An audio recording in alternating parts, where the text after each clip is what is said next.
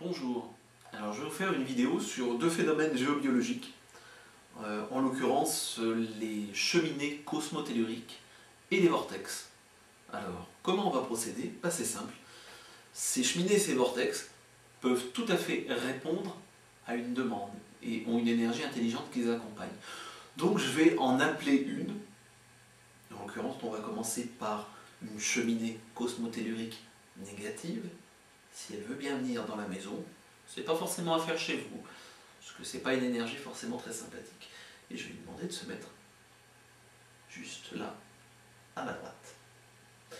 Donc, bien sûr, je teste avec le biochamp, je prends ma référence, et dans la cheminée, si je teste sa polarité, ça contracte le biochamp. Voilà. C'est logique, c'est de polarité négative. Ça ne veut pas dire que ce n'est pas utile. Simplement pour nous, ce n'est pas une énergie qui nous correspond.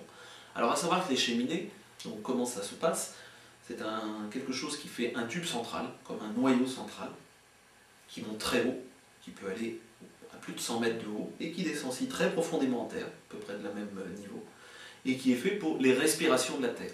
D'ailleurs, si je teste dans cette cheminée, comment je peux tester? C'est savoir si le mouvement est montant ou descendant. Donc je reprends mon biochamp, et là, quand je mets ma main comme ça, en fait, je capte le flux, donc le flux est descendant, donc ça dilate mon biochamp.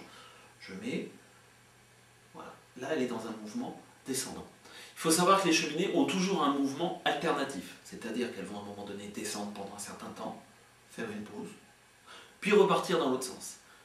Alors à savoir aussi que la cheminée, si là je mesure sa taille, on va dire que le cœur de la cheminée fait à peu près, on va dire 60 à 80 cm. Ça peut être variable d'une cheminée à l'autre, c'est pas forcément extrêmement fixe, voilà. Mais c'est de cet ordre, généralement de cet ordre de grandeur.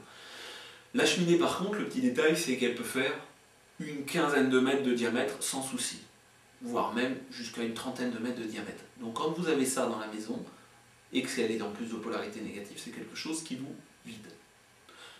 Donc après, on peut avoir des cheminées cosmotelluriques positives, mais même si elles sont positives, dans certains cas, elles ont des bras. Alors les bras, c'est quoi? C'est en fait de ce tube, on peut tester. Donc celle-ci en plus c'est une négative, mais on va voir.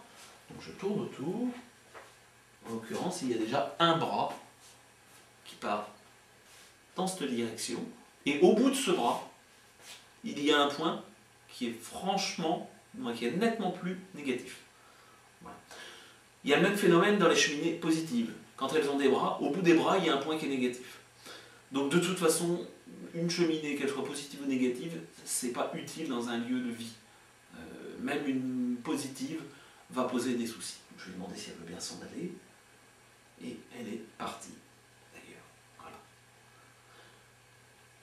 Donc certains voyaient ça comme quelque chose qui était posé à un endroit, statique, qu'on pouvait éventuellement pousser. C'est quelque chose d'intelligent avec qui on peut être en communication. Si dans un endroit il y a plusieurs cheminées cosmotelluriques négatives, même une seule, généralement il y a quelque chose qui les a attirés. Elles ne sont pas venues par hasard. Donc elles peuvent venir pourquoi? Elles peuvent venir par exemple par rapport à des peurs qui sont restées enchâssées dans une maison. Quelque part la maison a gardé l'information et du coup attire des énergies en rapport. Il peut y avoir eu de la violence des fois dans une maison, il peut y avoir eu un certain nombre comme ça de choses. Le petit détail, c'est qu'il y a la cheminée elle-même peut être négative et elle peut en plus héberger une notion d'entité qui vit au cœur de la cheminée qui elle-même aussi est négative. Voilà. Donc ces cheminées négatives, il y a certains insectes qui les aiment bien. En l'occurrence, vous pouvez trouver souvent les grosses fourmilières. Il y a souvent un croisement de réseau, mais aussi assez souvent une cheminée cosmotellurique négative. C'est pas systématique, mais c'est quelque chose de courant. Donc voilà pour la cheminée cosmotellurique.